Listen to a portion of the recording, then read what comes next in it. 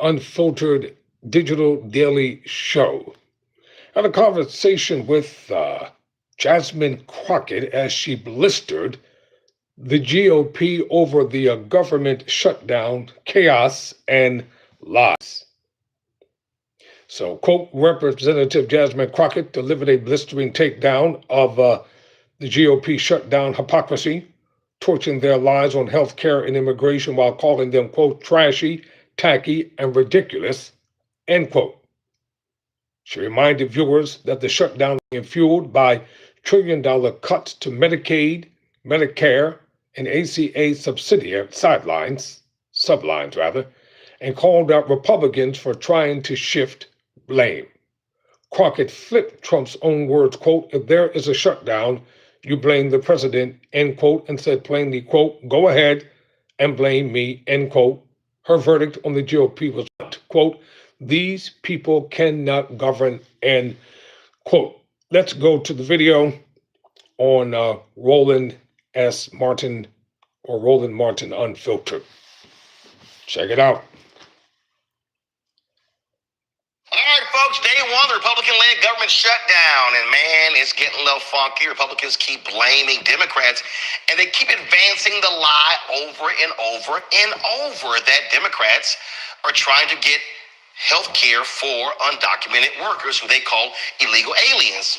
Republican House Speaker Mike Johnson, we're on Good Morning America, and George Stephanopoulos literally reads him what the Democrats' letter said, and Johnson like, no, that's not it, Roland. This morning, the Democratic proposal is designed to prevent millions of Americans from losing their health insurance, losing Medicaid coverage, or paying higher health care premiums. Why are you against that? That's an absurd statement, what you said there. Let's be clear about what happened last night, George. No, George, let me tell you what happened last night. Everybody can go and review the facts for themselves. 44 Senate Democrats voted to reject a clean, nonpartisan continuing funding resolution to keep the United States government open. The Democrats said instead that they wanted to give health care to illegal aliens instead of keeping critical services provided to the American citizens. That's what happened, plain and simple. Every Democrat in the House, except one, voted against the clean continuing resolution. It was nonpartisan in nature. There are no policy writers on it that Republicans favored. It's exactly what Chuck Schumer and other Democrats voted for in March, but they've changed their tune. They changed their tune because Chuck Schumer is having political problems right now. That's just a simple fact, and everybody knows that he's trying to outrun the far left portion of his base, so he's decided to inflict pain on the American people. That's the reality. This man is a liar. Here are the facts. The proposal does not provide health care for illegal immigrants. Illegal immigrants cannot buy health care under the Affordable Care Act. They cannot receive health care subsidies. No. Illegal immigrants are ineligible for Medicare, Medicaid, and the Children's Health Program. The Democratic bill does not make them eligible. It does, actually, because what it does is it unwinds the changes that Republicans put into the big, beautiful bill, the big signature legislation that we passed and signed into law on July 4th. That has been very... Okay, I can't keep listening to that line. Joining us right now is Texas Congresswoman Jasmine Crockett. Glad to have you on the show. As I've said before, my Congresswoman, since my house, and I'm still a registered voter in the 30th Congressional District of the Dallas suburb there. All right, so here's what's crazy, Congresswoman Crockett. He literally is reading from the whole deal. And John, no, that's it. That's a lie. That's a lie. That's a lie. How is it a lie? You can't, undocumented folks can't get health care. It's the law. What the hell is he, J.D. Vance, Donald Trump, and all the Republicans talking about? Hey guys, I made this quick review video for my subscribers.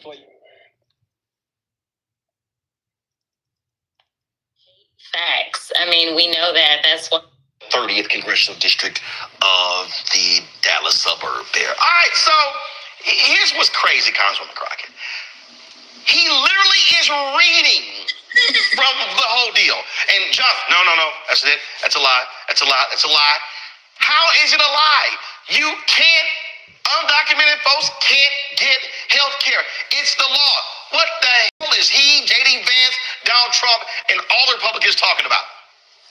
Listen, they hate facts. I mean, we know that. That's why they refuse to acknowledge that this is what seemingly looks like a career criminal that is serving as the president. This is why they refuse to face the fact that January 6th was what it was, which was an insurrection. They are consistently trying to rewrite history, even when we talk about Black history. They want to basically tell us it was a glorious thing, or how they have glorified Jim Crow. The reality is that everything that George said, this is not about those that are undocumented getting health care. Now, let's just be very real about this, Roland, like for 2 seconds. We have seen them going into people's places of work. We have seen them going into places of worship. We have seen them going into people's schools and grabbing them up. We have also seen how a lot of these undocumented people have tried to go through the process. They are people that are going and showing up to court, and they are being disappeared.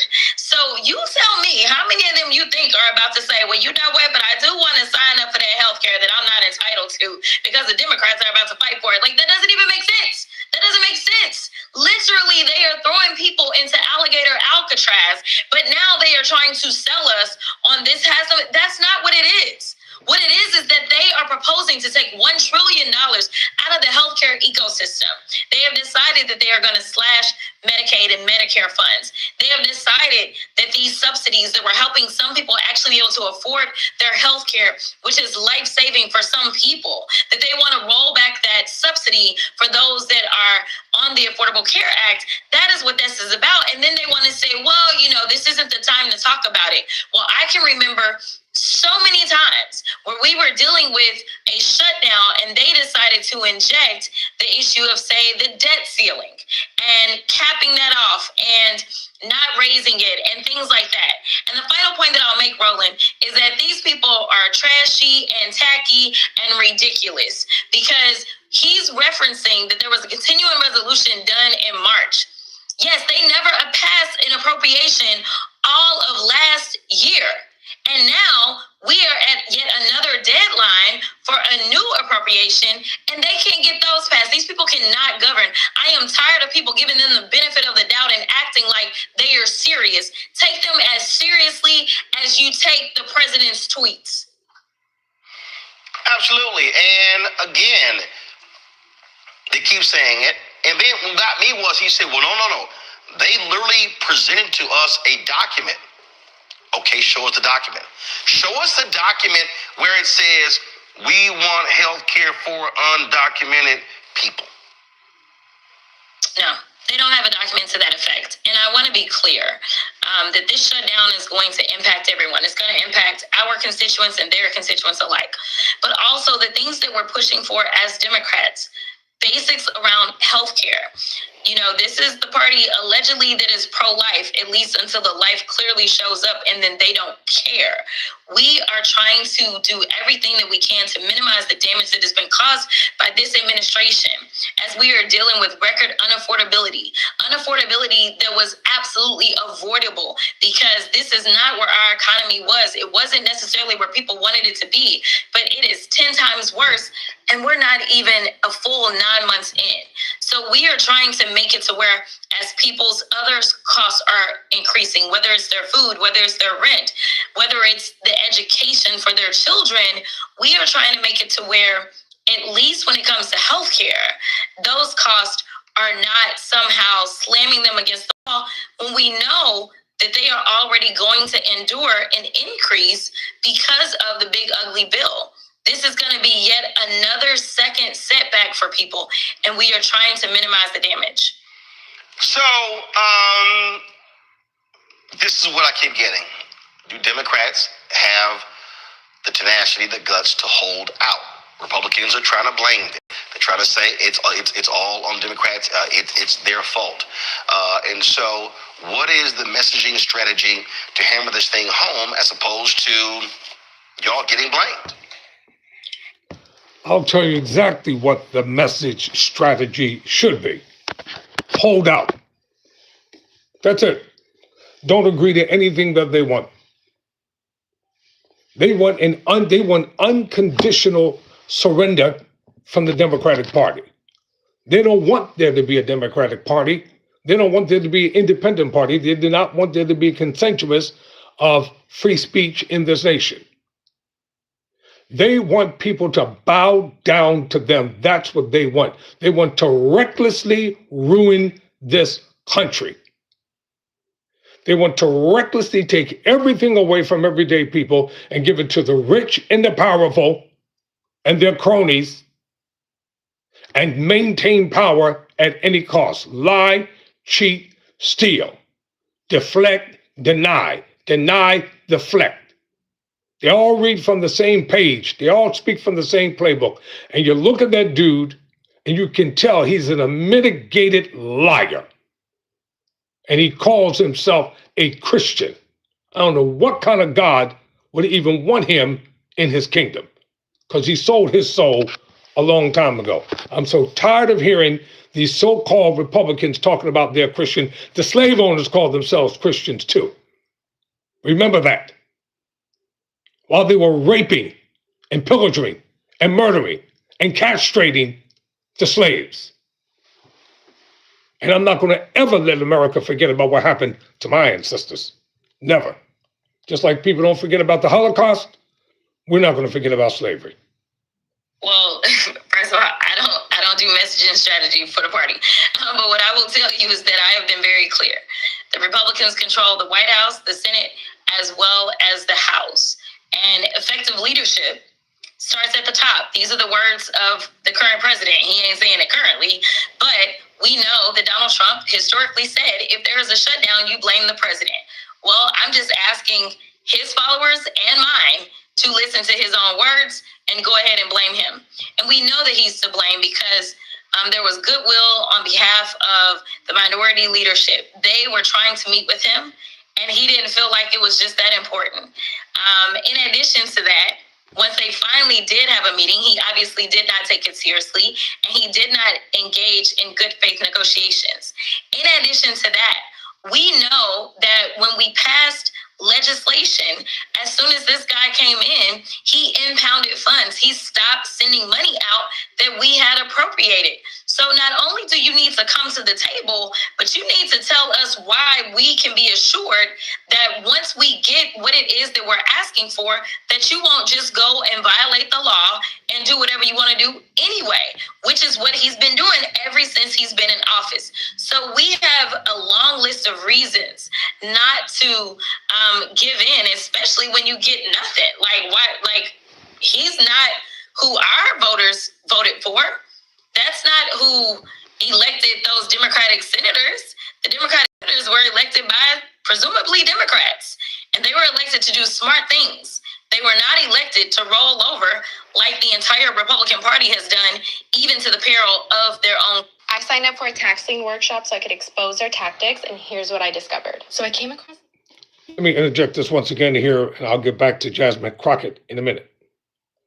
The Democrats, what y'all need to do, you need to take all sound bites from the Republicans and use them as weapons against them in the upcoming midterm elections. Fight fire with fire. Fight retribution with retribution. Fight vindictiveness with vindictiveness. Stop being conciliatory. Stop turning the other cheek. Stop trying to be all nice. Stop trying to get along with people who can't stand you. They loathe you. They hate you. They despise you. There is no reasoning with these people. They will not let you reason with them. They don't give a damn about reasoning. All they give a damn about is what they care about. Outside of that, they care about nothing else. Go through every word, scrutinize everything, get your war chest together, get your monies up, as we say, quote unquote, in my neck of the woods. Get your money up. Get ready for the fight. Hold out, play the long game. Don't play the short game. Go watch some football games and watch how teams come back after a losing season. Take a firm stand. Weaponize their own words against them. They're going to do it to you. You better do it to them.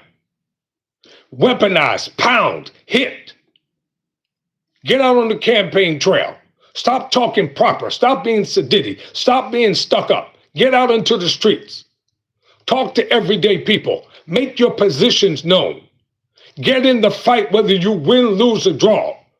Tell them you are not going to surrender. You are not going to quit. You are not going to go along with anything that they say. Just like they're obstructionists, you become an obstructionist. Don't vote for anything that they ask. They did it to Barack Obama. They obstructed him. They blocked him. They hindered him. They despised him. They loathed him. They hated him, all because he was a black man. I don't care if you folk don't like it. It's the stipulated truth. He was hated by the Republican Party because he was a black man. Bottom line. Someone said, I think Devil's Advocate said, you were right. Abraham Lincoln was a Republican, and it was Republicans that eliminated him. They wanted to keep slavery. Read the book entitled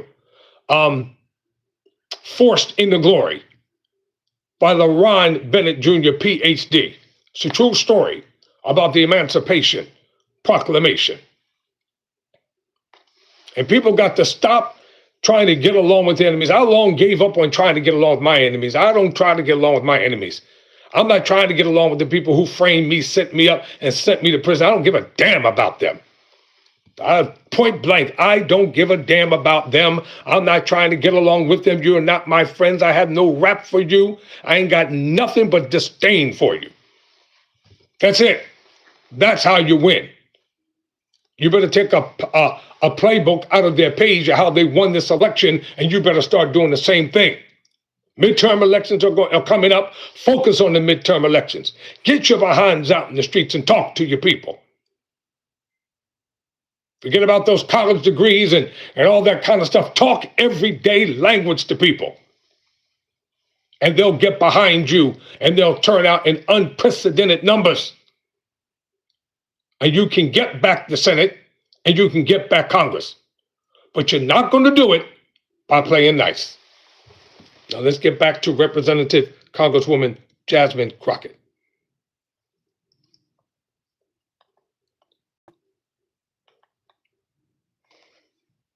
Long list of reasons not to give in, especially when you get nothing. Like what? Like he's not who our voters voted for.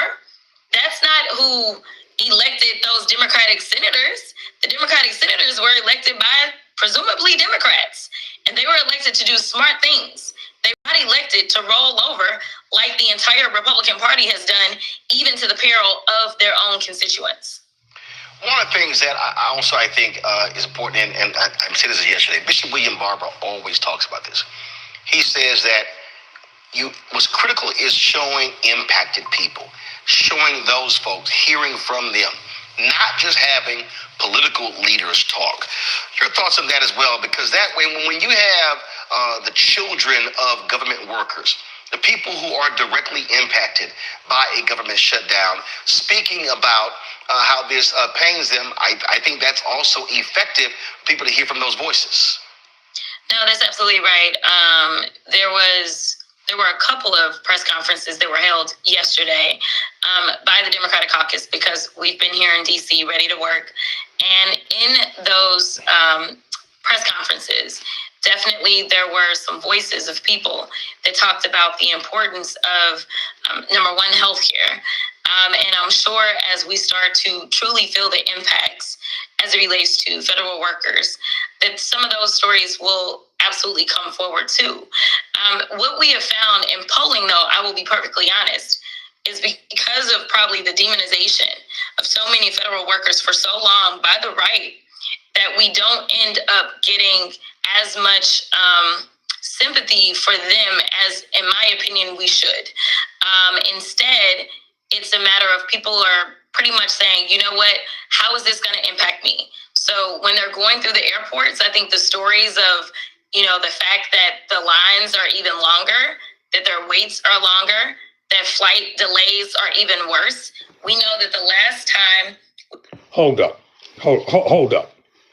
I like Jasmine Crockett, but there's a place and time for everything. Let's just tell it the way it is. Things are pathetic in this nation. They're pathetic. Inflation is up. Joblessness is up. Homelessness is up. People are going hungry. People have lost their health care. They're being fired unceremoniously from their jobs. You got heartless, greedy, money-grabbing corporate CEOs who don't give a damn about everyday people. You've got mothers and fathers who are out there working. People are having to tap into IRA accounts and 401k accounts and savings accounts just to be able to make it. Even the so-called dollar stores are now going up to $1.50. Everything is inflated. Meanwhile, the rich and the powerful are sitting back talking about, oh, things are wonderful. Things are lovely for us. It's a great day. We've got all in tax breaks and incentives, and we're doing well. I'm going to go and get on my yacht. I'm going to go down to Neiman Marcus. I'm just going to live the life that I want to live life. I'm living the American dream, while others are living the American nightmare. That's what they're living. They're living an American nightmare. They're wallowed in debt. They're miring in disparity.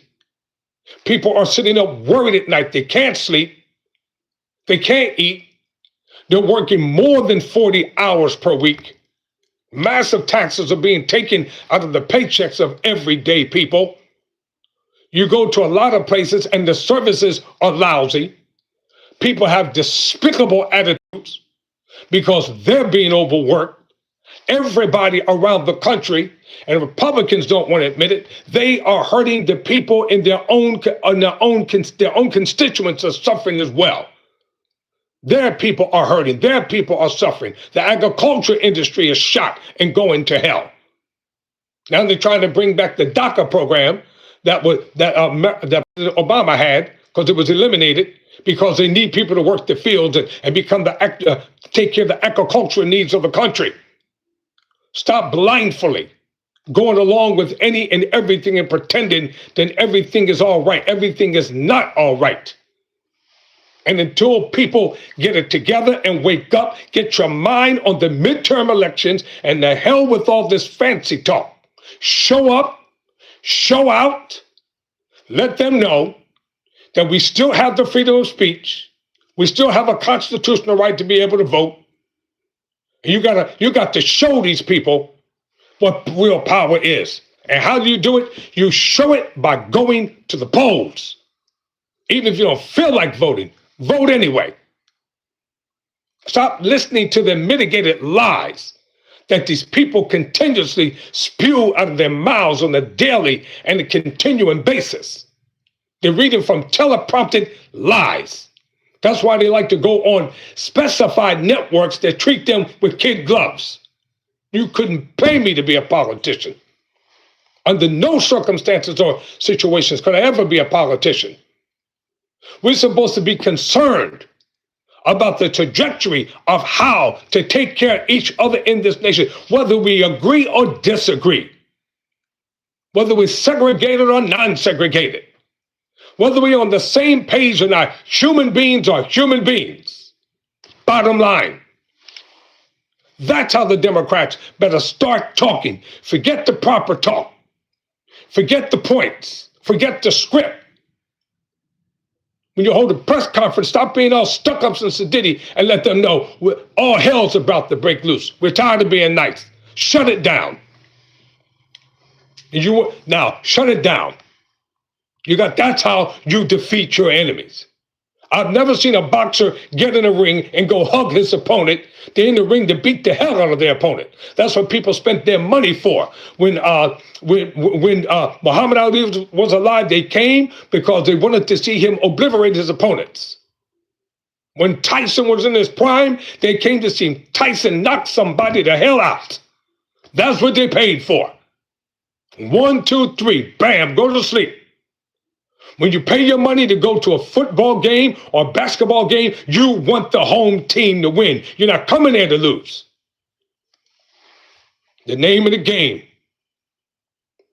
is, if you're going to be elected to office, do what you say you're going to do. Even if you're only there for one term, make that one term the best term and fight for your people. Now back to the Congresswoman.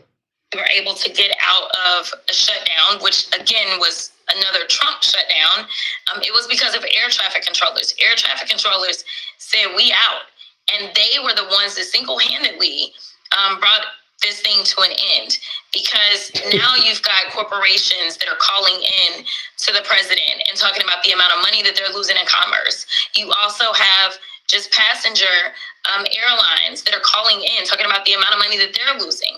And so honestly, the most powerful people, in my opinion, in this moment are the air traffic controllers. We already know that we're down air traffic controllers anyway. We also know that we have an incompetent fool that is running the Department of Transportation in the first place. We are experiencing record delays as it is. So I do think that if, industry speaks up and speaks up quickly and talks with their pockets, that we may be able to get somewhere.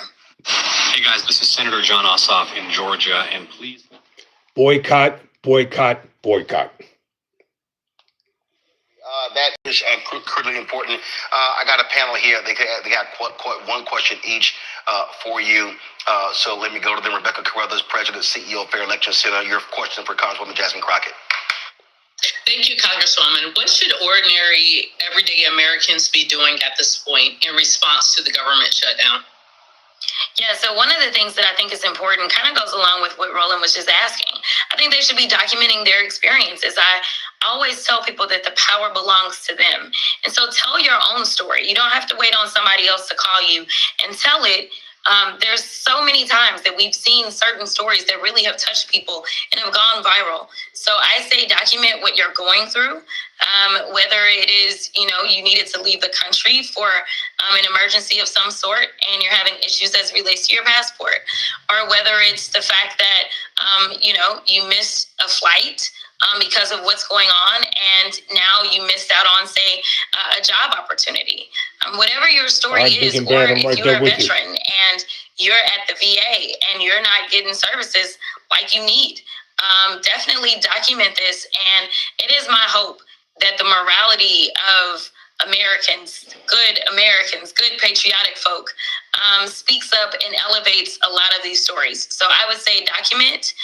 The other thing that I would say, it ain't really got that much to do with the shutdown, but in general about the economic situation that we're in, is continue to hold on to your dollars. Hold on to as many dollars as you can, because unfortunately, every single thing that this administration is doing is really wreaking havoc on our economy, including the shutdown. Author and Speaker of DC. Randy, what's your question for the Congresswoman? Thank you so much for being here, Congressman Crockett. You spoke about how the air traffic controllers have a lot of power right now. Are you or anyone else in communication with them? What are they saying? What is the union saying? Are they already speaking up? Yeah, so funny thing, when you're effective, they decide to change the rules to the game. So they changed the rules after they were effective in basically, bringing this thing to a halt and getting us back on track. So they are not allowed to do some of the things that they did last time. We will see what happens. I don't know, but it's a very difficult line for me to walk as I talk about this, but I will tell you that we have already been down on air traffic controllers, and I would hate for us to end up in a situation in which we have even more air traffic controllers that we lose as a result of them, say, calling in or calling off. While it may bring the government back to the stance of open, we know that air traffic controllers, it takes a long time. It takes approximately a year to train an air traffic controller. So I'm kind of nervous about us losing even more, because we know that they riffed some of them when they shouldn't have. So I have concerns, but I do want us, I am hoping that there are some federal workers that recognize their power and at some point bring something to a halt so that we can get out of this holding pattern that we're in and get back to the business of the people. All right. Next up, Joy Chaney, founder of Joy Strategies out of DC. Joy. Hi, Congresswoman. So I'm a two-term alum of the Senate. I have not worked in the House, unfortunately, but I do know that the only way this will work, this shutdown effort will work, is if Democrats stick together. Otherwise, we'll fall apart and it will have been for nothing. Right now, it feels worth the sacrifice, but we got to stick the landing. I'm concerned about the Democratic Party and our ability to hold things together. We know Senator Schumer lost 3 votes last night. The reason why you're concerned about it because you got pathetic leadership. That's why. You can't have a bunch of old white men still trying to use antiquated ideas to get stuff done.